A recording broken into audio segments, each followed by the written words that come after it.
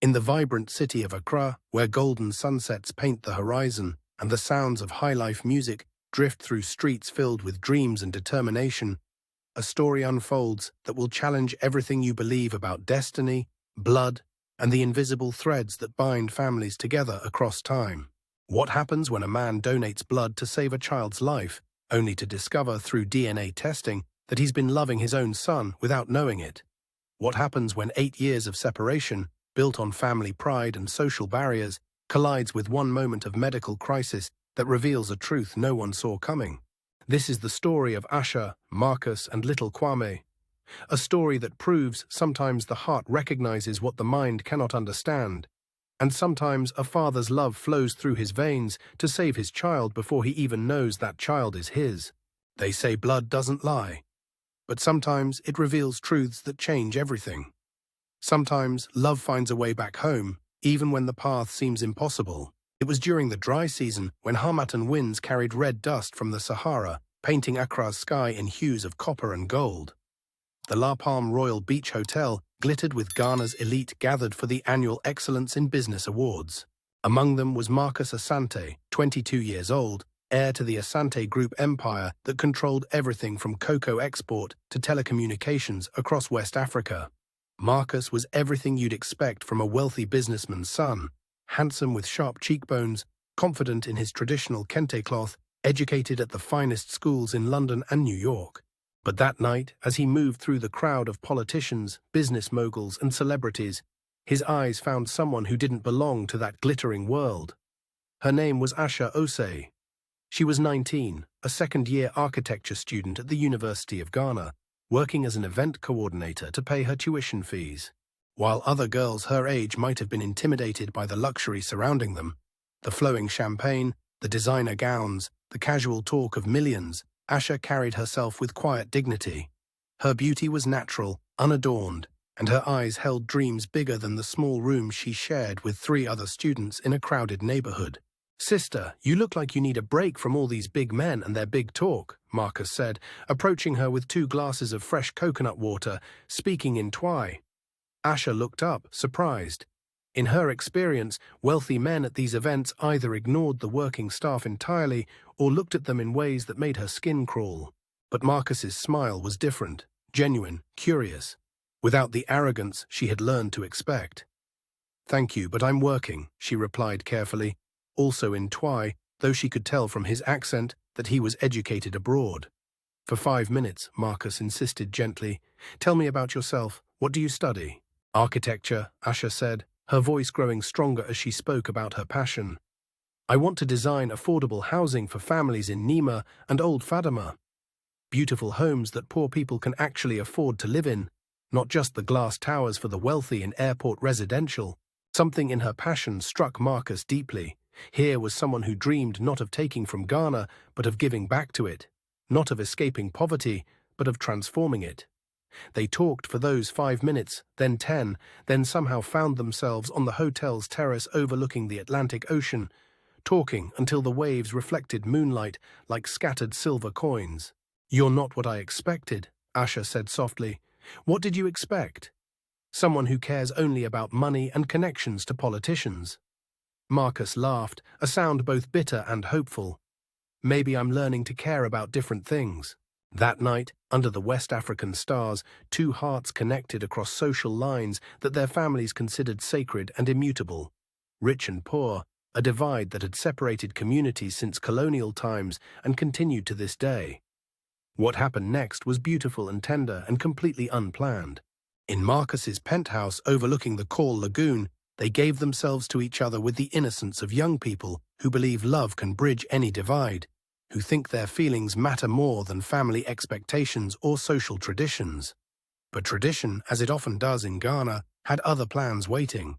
The next morning, before Asha had even woken up in her own bed, in a modest compound house, clutching the memory of the night like a precious secret, and wondering if what she felt was real, Marcus was already 30,000 feet above the Sahara Desert. His father, Nana Asante, a chief in his own right and one of Ghana's most powerful businessmen, had discovered his son's inappropriate association with a poor Ga girl and acted with the swift decisiveness that had built their empire. The advanced MBA program at Harvard Business School had been arranged months earlier, but Nana Asante moved up the start date with a few phone calls and considerable financial pressure. By 8 in the morning, Marcus was on a plane to Boston, his phone confiscated, his protests silenced by Akan tradition, family honor, and the weight of expectations carried by generations of Asante men. "This is for your own good," his father had said in their family's private study, surrounded by photographs of ancestors and certificates of achievement. "And for the honor of our lineage. You cannot mix our bloodline with those people. The Ga are traders, not leaders. You'll thank me when you're older and ready to marry a proper Ashanti woman from a good family." Marcus tried desperately to reach Asha from Cambridge.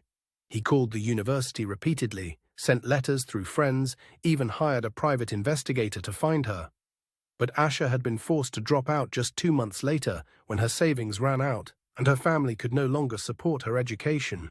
She'd moved back to her grandmother's house in Labadi, where life moved to the rhythm of fishing boats and daily survival, where the smell of grilled tilapia mixed with salt air and poverty. She was 3 months pregnant and completely alone. Asha never told anyone who the father of her child was. When her grandmother, Na Ajale, asked with the persistence of an old woman who had seen too much of life, Asha simply said, "He was a rich Ashanti man's son who used me and forgot about me, like I was nothing." It wasn't entirely a lie. In her heart, she believed Marcus had played with her emotions for one night and disappeared into his privileged world, leaving her to face the shame and consequences alone. What else could she think when he vanished without a word, without explanation, as if she had never existed? The pregnancy was difficult. Without proper nutrition or prenatal care, and with the added stress of family disappointment and whispered neighborhood gossip, Asha struggled. Her grandmother sold her gold jewelry to pay for basic medical care. Her mother took extra jobs cleaning offices to buy vitamins. But on a humid evening as the rains began, she gave birth to a perfect baby boy. "Kwame," she whispered, holding him close as her grandmother wept with joy despite everything. "Born on Saturday. You are my Saturday's child who works hard for his living." For 8 years, Asha built a life from absolutely nothing. She took correspondence courses while her baby slept, eventually earning her architecture degree through sheer determination and her grandmother's unwavering support. She worked 3 jobs, designing small buildings during the day, teaching children at a local school in the evening, and taking in sewing at night by the light of a single bulb. Every CD went toward giving Kwame opportunities she'd never had. She designed her first building when Kwame was 3, a small community center in Labadi that earned her recognition and slowly more clients. By the time Kwame was 6, she had her own small firm specializing in affordable housing. She was building the very dream she'd shared with Marcus that night under the stars. But she never spoke Marcus's name again, and she never let herself trust another man with her heart. 8 years later, Marcus Asante stepped off his private jet at Kotoka International Airport as a transformed man. At 30, he was now chairman and CEO of the Asante Group, having expanded the company across 15 African countries. He'd been featured on the cover of Forbes Africa and African Business magazines. His Harvard MBA was just one of many accolades, but success had come at a bitter cost. Marcus was methodical, emotionally distant, and utterly uninterested in the parade of well-bred Ashanti women his family constantly presented to him. His mother kept a leather portfolio of marriage prospects from wealthy families across Ashanti region. There were 63 profiles, each more accomplished than the last. He'd rejected them all without a second glance. "You cannot live your entire life avoiding marriage," his mother complained during their monthly family dinners in their mansion in East Legon. "The Asante name needs heirs. Our traditions demand it. Your ancestors are watching." But Marcus's heart remained locked away, protected by 8 years of regret and the memory of one perfect night he could never recapture. One conversation about dreams and service that had changed his understanding of what mattered. Everything changed on a Tuesday morning when the Harmattan winds returned to Accra. Marcus was inspecting the site of a new affordable housing development in Adenta. Ironically, exactly the kind of project Asha had dreamed about during their long conversation 8 years earlier. The Asante Group had recently launched a social housing initiative, something Marcus had pushed for despite his board's skepticism. As his Range Rover pulled up to the construction site, he noticed something unusual. A woman was arguing with the site supervisor, her voice carrying across the dusty lot with authority and controlled passion that commanded attention. "The foundation specifications are completely wrong," she was saying, pointing to blueprints spread across a makeshift table under a canopy. "If you build it like this, these buildings will collapse in the next rainy season. The drainage system must be completely redesigned, and the septic systems need to be moved at least 50 meters from the water source." The supervisor, a large man named Kofi, waved dismissively. "Sister, women don't understand construction. Your drawings are too expensive. We have deadlines to meet." "My drawings will keep families alive," the woman shot back, switching from English to rapid-fire Twi. "And I am the lead architect on this project, whether you respect that or not. These families are counting on us to build homes that will protect them, not kill them." Something about her voice made Marcus's heart stop beating. He knew that voice, older now, stronger, carrying authority earned through struggle, but unmistakably familiar. As he walked closer, fighting through the shock and disbelief, he saw her face in profile, and the world shifted beneath his feet. Asha. But this wasn't the shy 19-year-old he remembered from that golden night. This was a woman in her prime, confident, professional, beautiful in a way that came from strength earned through years of struggle and success, built from nothing. She wore a simple white blouse and dark skirt, her hair styled professionally, but she commanded the entire construction site like a queen addressing her subjects. For a moment, Marcus couldn't breathe. 8 years of wondering, of searching, of regret crashed over him like the waves at Labadi Beach. She was here. She was real. She was magnificent. And she had become exactly what she'd dreamed of becoming. But then he noticed the little boy standing beside her, wearing a school uniform and clutching her hand with the protective instinct of a child who understood his mother faced the world alone. The child was about 7 or 8, with Asha's intelligent eyes and determined chin, but something else in his features that made Marcus's chest tighten with an emotion he couldn't name. The boy was beautiful, serious, and somehow achingly familiar in a way that made no logical sense. "Mama," the child said quietly in Ga, "the big man in the expensive suit is staring at us." Asha looked up and saw Marcus standing 20 feet away, and for a heartbeat that seemed to last forever, time stopped. Recognition flashed in her eyes like lightning, followed immediately by something that looked like panic and barely contained rage. "Kwame," she said quietly, switching to English, "go wait by our car." But Marcus was already walking toward them, his heart pounding so loudly he was sure everyone could hear it over the construction noise. In that split second, as Asha's eyes met his, with 8 years of hurt and fury burning in them like fire, Marcus made a decision that would change everything. Instead of revealing who he was, instead of the confrontation he probably deserved, and she certainly had the right to give him, he extended his hand like a stranger meeting her for the first time. "I'm Michael," he said simply, using his middle name and speaking in English rather than the Twi they'd shared that night. "I represent the investment group funding this project." Asha stared at him, confusion and barely controlled rage flickering across her face like shadows. She knew exactly who he was. His pictures had been in every newspaper in Ghana when he'd taken over the company. His face on billboards advertising their telecommunications services. But if he wanted to pretend they were strangers, if he wanted to add insult to injury by lying to her face, she would play along with whatever game he was running. "Asha Osei," she replied icily, her professional mask sliding into place, "senior architect and project lead." "I can see that," Marcus said, glancing at the blueprints with genuine interest.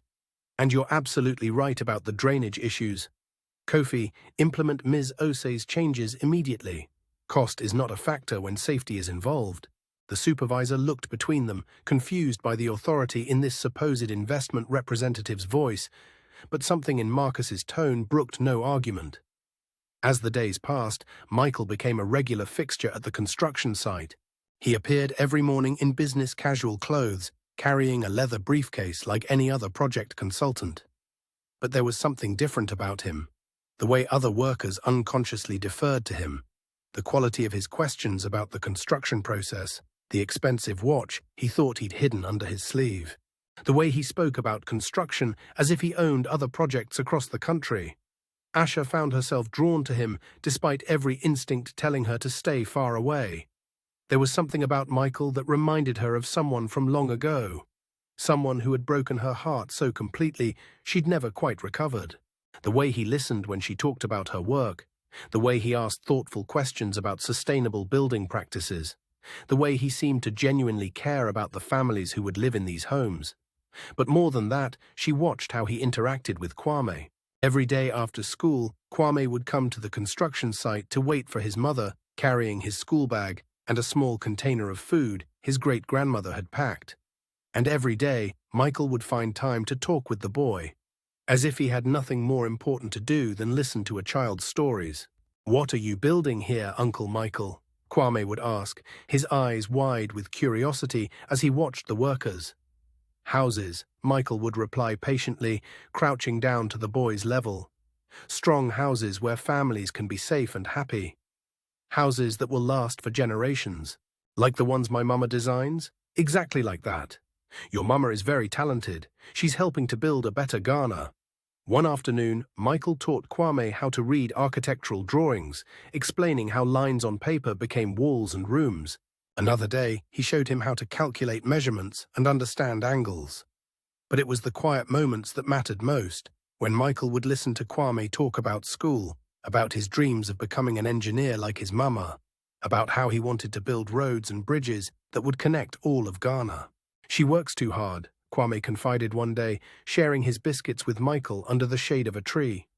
"Sometimes she cries at night when she thinks I'm sleeping. She thinks I don't know, but I do.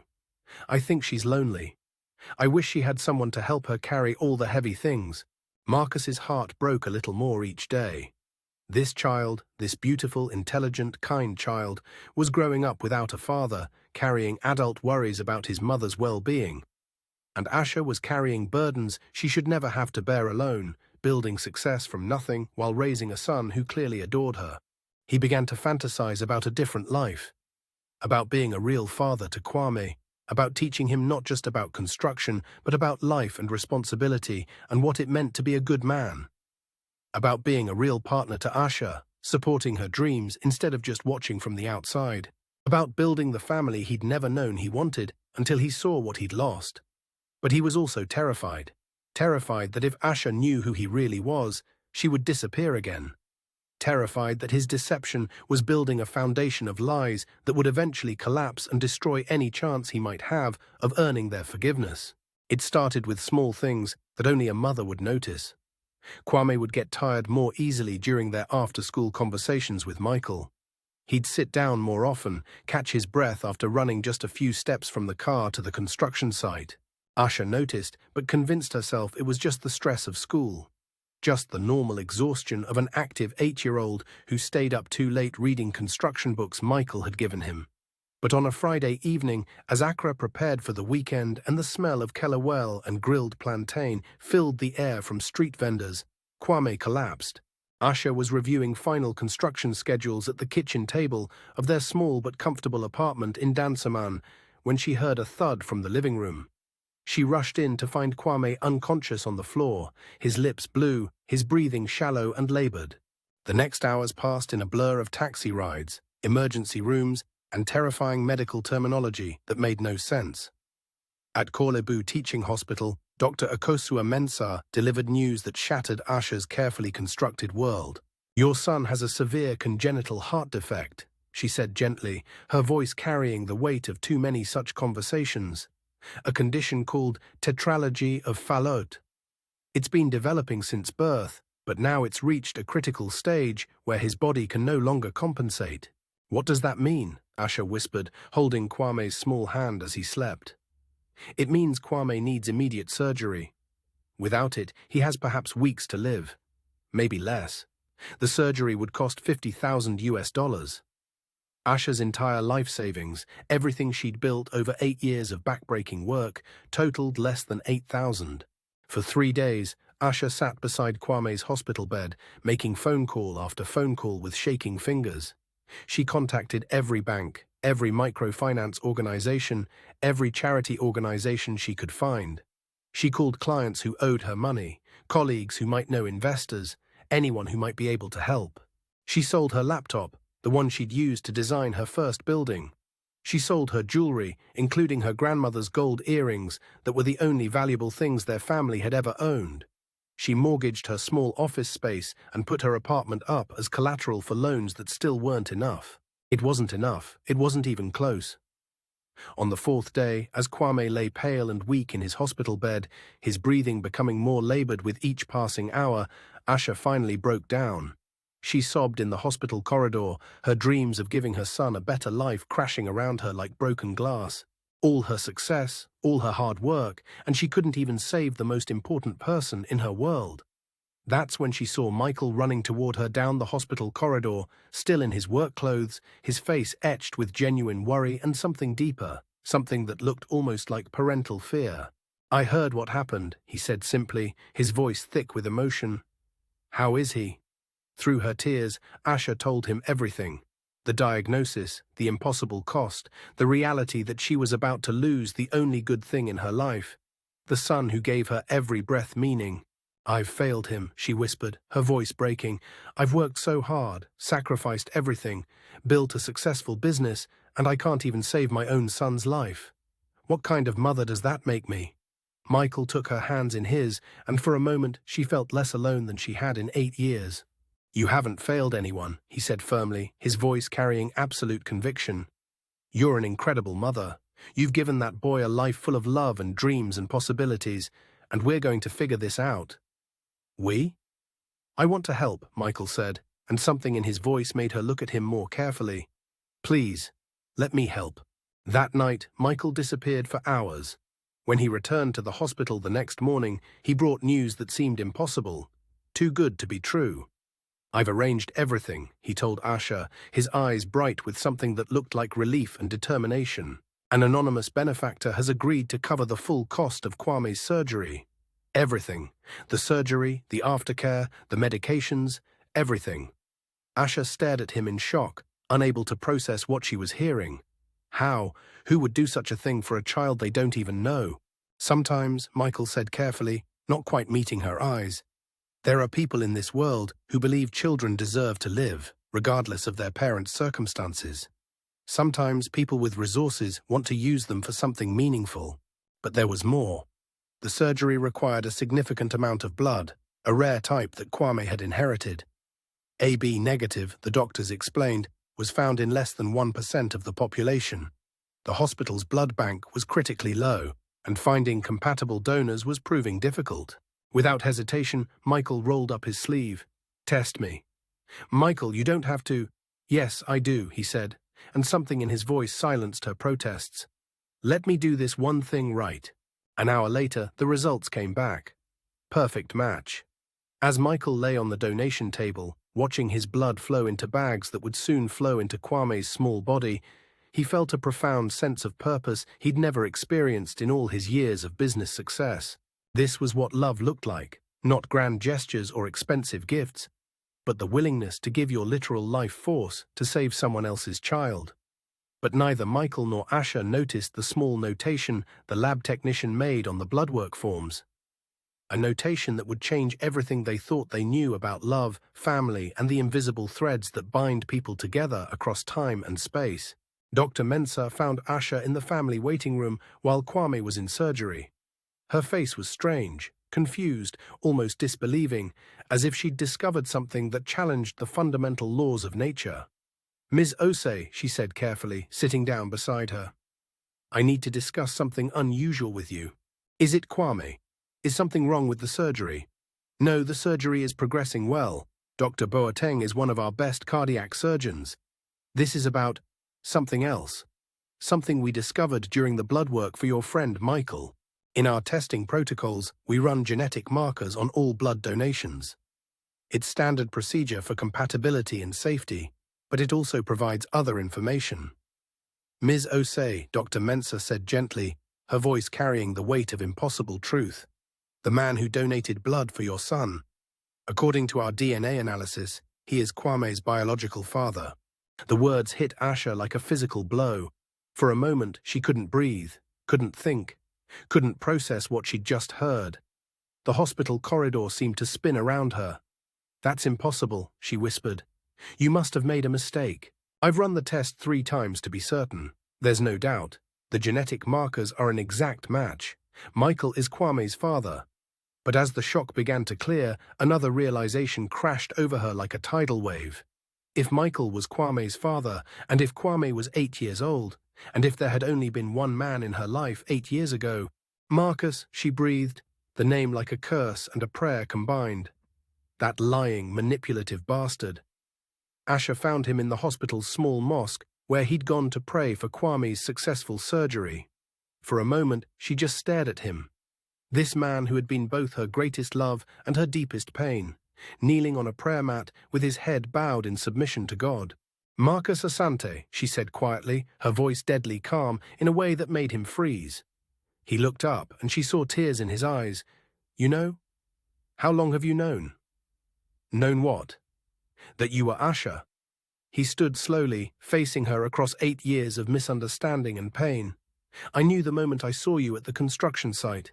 Known that Kwame was my son. His voice broke.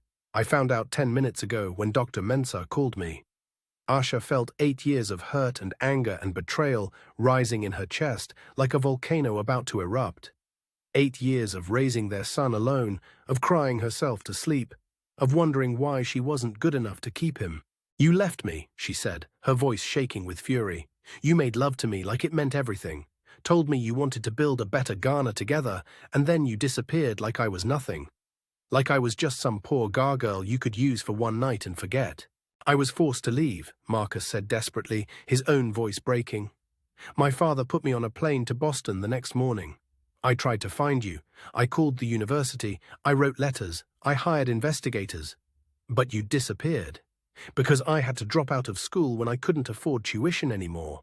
Because I was pregnant and alone and ashamed, carrying your child while you were probably living your privileged life, not giving me a second thought. They stared at each other across 8 years of misunderstanding and cultural divisions that had shaped their entire lives. And then, Asha continued, her voice rising with 8 years of suppressed pain. You have the audacity to come back into my life, pretending to be someone else, playing with my emotions again, getting close to your own son while lying about who you are. What kind of person does that? I was afraid, Marcus admitted, his own voice breaking with the weight of truth. Afraid you'd think I was only interested because of my money now. Afraid you'd reject me and take Kwame away before I could prove that I wanted to be a real father. And because, he looked at her with raw honesty that stripped away 8 years of protective barriers.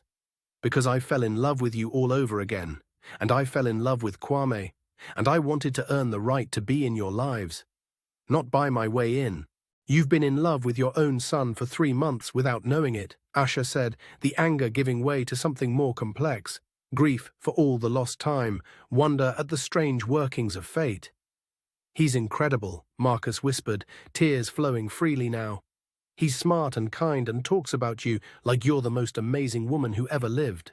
I've been imagining what it would be like to be his father, teaching him about integrity and hard work, never knowing that I already was his father and had missed 8 years of his life. What happens now? Asha asked, her own anger exhausted by the weight of revelation. Your family will never accept us. A poor Gar woman and her illegitimate child. My family will have to accept what I choose, Marcus said firmly, straightening to his full height. I'm not the same man who let them control my life 8 years ago. I've learned that some things matter more than family expectations or social status. And what about Kwame? What about the fact that he's grown up thinking his father abandoned him? What about the fact that you're Ashanti and we're Gar, and this country still cares about such things? Before Marcus could answer, Dr. Mensah appeared at the mosque entrance, her surgical scrubs still on, her face bright with the satisfaction of success. Ms. Osei? Mr. Asante? The surgery was completely successful. Kwame is awake and asking for his mama and Uncle Michael. As they rushed to the recovery room, Asha's mind raced with the impossibility of it all. In the space of 1 day, her son had nearly died. Been saved by his unknown father's blood, and she'd discovered that the man she'd never stopped loving had been loving their son without knowing it. Kwame looked so small in the hospital bed, but his eyes were bright and alert, no longer the blue-tinged color that had terrified her. When he saw them both approaching, he smiled weakly but genuinely. "Mama, Uncle Michael, you both came." "Of course we came," Usher said, kissing his forehead and breathing in the scent of her child who would live. Kwame looked at Michael seriously, with the gravity that serious illness sometimes gives to children. "Thank you for giving me your blood. The doctor said it saved my life." Marcus's voice was thick with emotion he could no longer hide. "It was my honor, young man. My absolute honor. Does this mean we're related now? Like family?" Usher and Marcus exchanged a look over Kwame's head. How do you explain to an 8-year-old that the man he's grown to love over the past 3 months is actually his father? How do you explain 8 years of separation and lies and missed opportunities? "Something like that," Marcus said softly, his hand trembling as he brushed a curl from Kwame's forehead. 2 weeks later, as Kwame recovered in their apartment with his new strong heart beating steadily in his chest, Usher and Marcus finally had the conversation they'd been avoiding, the one that would determine whether their story ended in forgiveness or more heartbreak. "He deserves to know," Marcus said. They were sitting on the small balcony, watching Kwame play with a sophisticated construction set Marcus had brought him.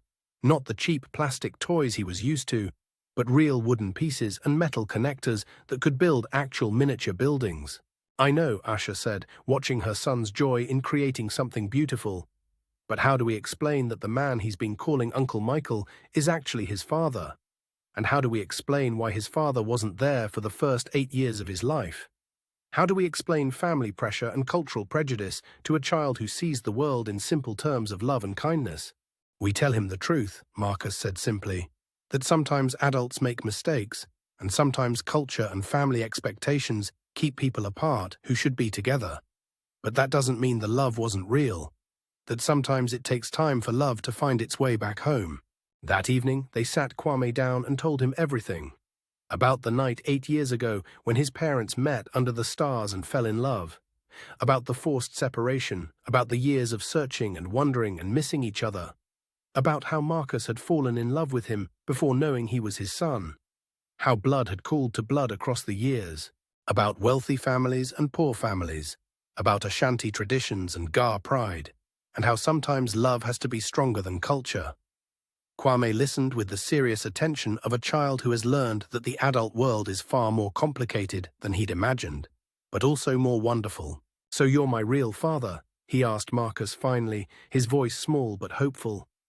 "If you'll have me," Marcus said, his voice barely above a whisper.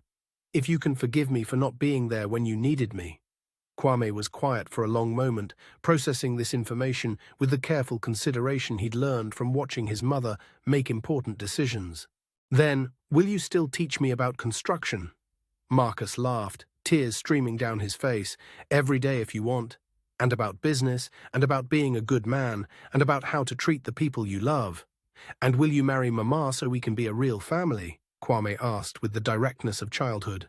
"I don't care if you're rich and we're not. I don't care if you're Ashanti and we're Ga. Love is more important than all of that, isn't it?" The question hung in the air between them. Usher and Marcus looked at each other, 8 years of pain and love and missed opportunities reflected in their eyes, but also hope, tentative, fragile, but real. "That's up to your mama," Marcus said softly.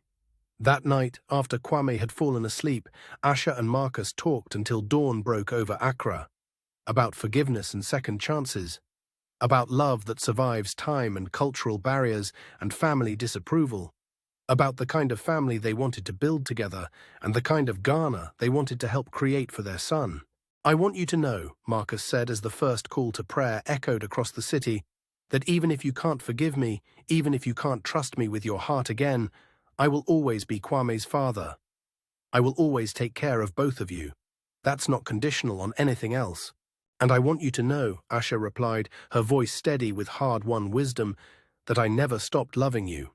Even when I hated you, even when I convinced myself you were just another rich man who used a poor girl, part of my heart always belonged to you.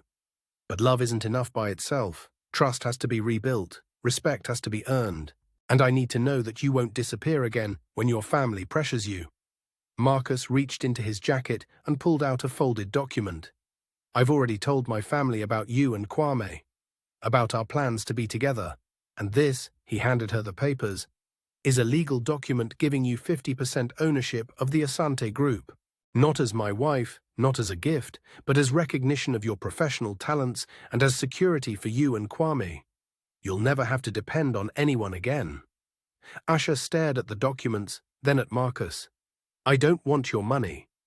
"It's not my money," Marcus said firmly. "It's our son's inheritance, and yours by right, because you've been both mother and father to him for 8 years, because you built a successful business from nothing while raising our child alone, because you deserve to be my equal partner in everything, not just in love. What do we do now?" Asha smiled, the first truly happy smile Marcus had seen from her in 8 years. "Now we build the life we should have had all along. And we show Ghana that love doesn't see tribal marks or bank accounts." 6 months later, Asha Osei became Asha Asante in a ceremony that made headlines across Ghana.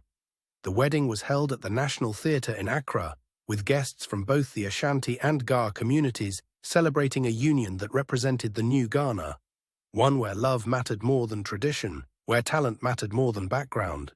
The ceremony itself was a beautiful blend of both cultures. Marcus wore traditional Ashanti kente, while Asha was resplendent in Ga ceremonial dress. The vows were spoken in English, Twi, and Ga, with translations provided so everyone could understand the promises being made. But the most touching moment came when Kwame, now healthy and strong, stood before the gathered crowd and spoke in a clear, confident voice. "My mama always told me that families come in many forms. Some people are born into families, and some people choose their families. My papa chose us, and we chose him. And now we're choosing to be a family together, not because we have to, but because we want to." Marcus had made good on every promise. Asha became the chief architect for the Asante Group's social housing initiative, designing beautiful, sustainable homes for families across Ghana. Her first major project was a 1,000-unit development in Tema that would provide affordable housing for working families, exactly the dream she'd shared with Marcus under the stars 8 years earlier. Kwame thrived with his new heart and his complete family. He kept the construction set Marcus had given him, but now he also had a real father to teach him about building things that would last, including bridges between different communities and cultures. But the story didn't end with the wedding. 6 months after their marriage, Asha discovered something that added another layer to their remarkable journey. While going through old family documents to prepare for Kwame's passport application, she found a letter her grandmother had never given her. It was from Marcus, written when he was at Harvard, dated 3 months after he'd left Ghana. In it, he poured out his heart about losing her, about trying to find her, about dreams of building a life together. But what shocked Asha most was the address at the top. He'd sent it to her grandmother's house in Labadi. When she confronted Na Adjale, now in her 80s, her grandmother's eyes filled with tears. "I was protecting you," the old woman said. "You were pregnant and heartbroken. I thought if he really loved you, he would come himself, not just send letters. I thought if he really cared, money and family pressure wouldn't have stopped him. I was wrong, child. I was wrong, and I'm sorry." Asha showed the letter to Marcus that evening as they sat on their new veranda overlooking the ocean. There were dozens of them, all returned unopened over the years. Love letters, promises, plans for the future, proof that he had never forgotten, never stopped trying. "All these years," Asha whispered, "we were both reaching for each other across a divide that other people created. But we found our way back," Marcus said, pulling her close. "Love always finds a way back home." 1 year later, at Kwame's 9th birthday party, the boy made an announcement that surprised even his parents. Standing before a garden full of friends from different tribes, different economic backgrounds, different faiths, he raised his glass of fruit juice and said, "I want to thank everyone for coming to celebrate with our family. But most of all, I want to thank my papa for showing me that love is stronger than anything that tries to divide us. When I grow up, I want to build bridges like my mama builds houses.